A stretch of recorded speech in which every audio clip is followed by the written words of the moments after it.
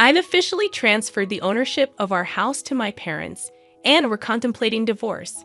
James, with a cold demeanor, pointed at me and callously insisted that I leave the house. He unleashed a stream of insults, supported by his parents' cheerful smiles, who seemed to silently endorse his actions. Nevertheless, I remained unfazed by their words, calmly accepting the decision to leave. Inside me, a well-thought-out plan accompanied the luggage I had prepared in advance. Hand in hand, I departed from the house without hesitation. They were oblivious to the gravity of the situation awaiting them. My name is Sally, just turned 50. Many years have passed since our marriage. Our children are now independent, leading lives away from us.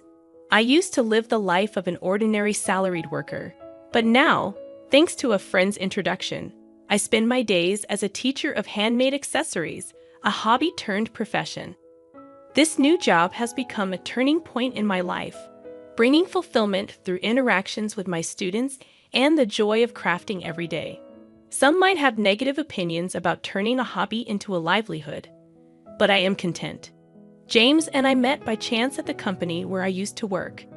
He was employed at a client company at the time, and as we started to meet often through work-related social gatherings, our relationship deepened. Eventually, we chose to marry out of love. After 3 years of marriage, our family was blessed with a healthy and energetic boy. He graduated from a well-known university and is now happily married, living a prosperous life.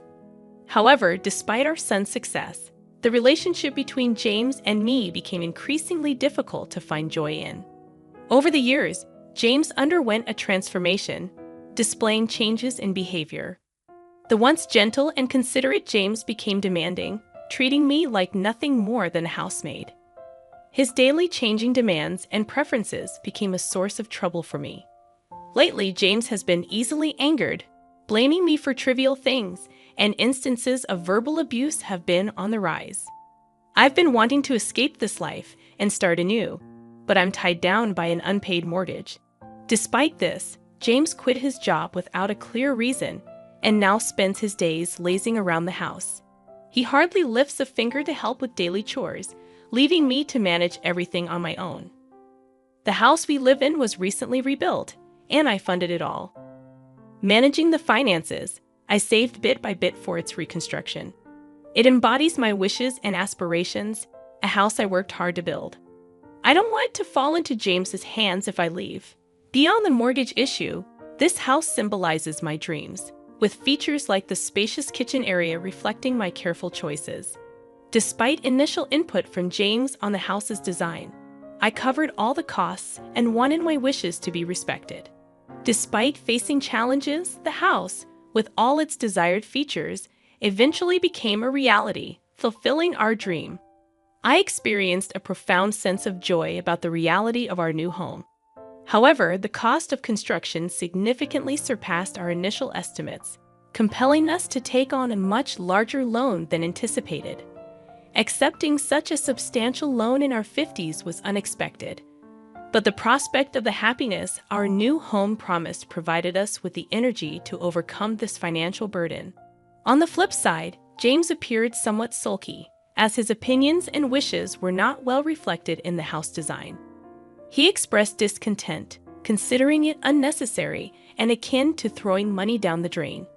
Ignoring his complaints and grumbles, I pressed on. Gradually, he stopped talking to me and began resorting to childish behaviors, such as scattering trash and leaving things disorganized to provoke irritation. I wondered when this situation, this life, would come to an end, pondering these thoughts every day. A few months had passed since we moved into the new house when suddenly the doorbell rang. We weren't expecting any visitors that day, leaving me curious about who it might be.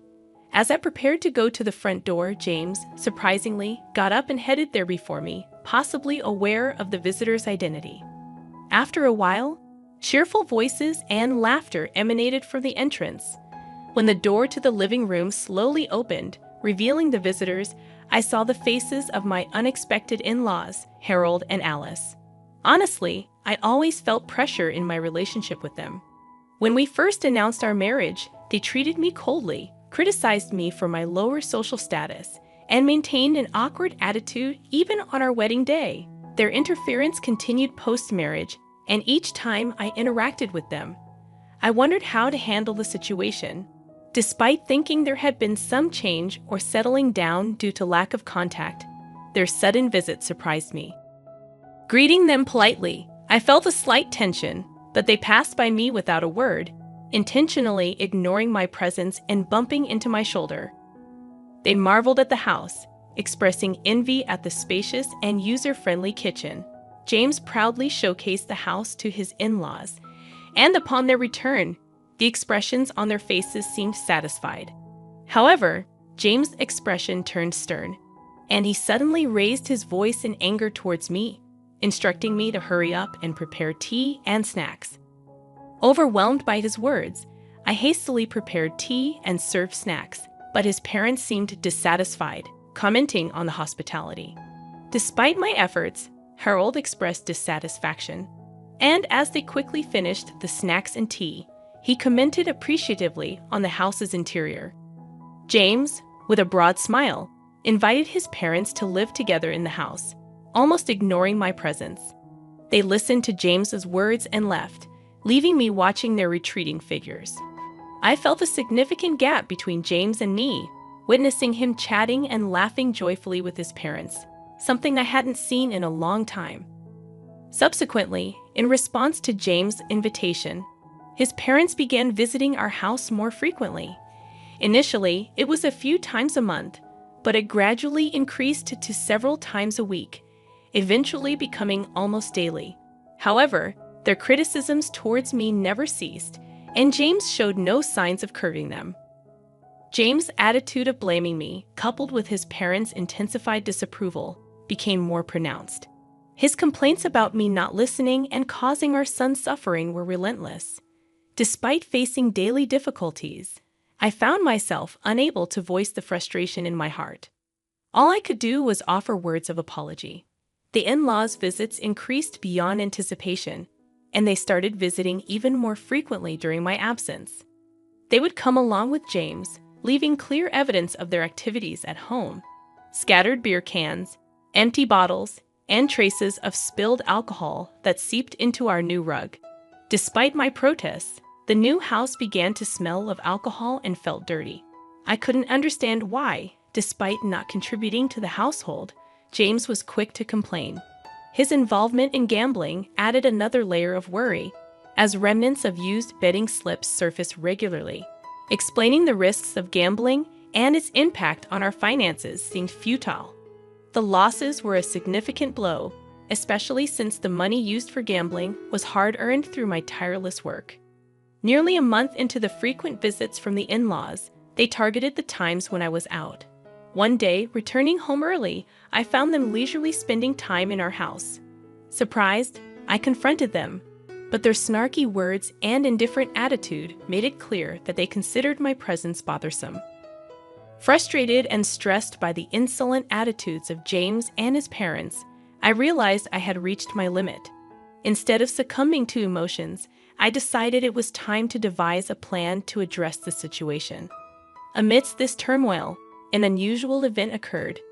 During a time when I was supposed to be away, the in-laws visited unexpectedly, expressing surprise at their unusual timing. I sarcastically commented on their avoidance of my presence. Ignoring my remark, they boldly entered the house. James welcomed them with a smile, leading them to inspect various areas, from the kitchen to the bathroom.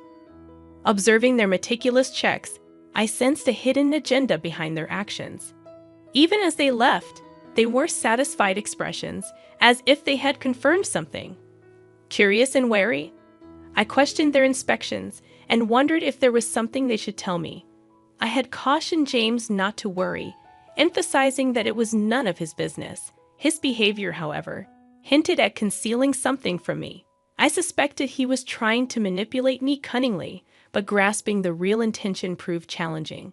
Observing the situation became my only option.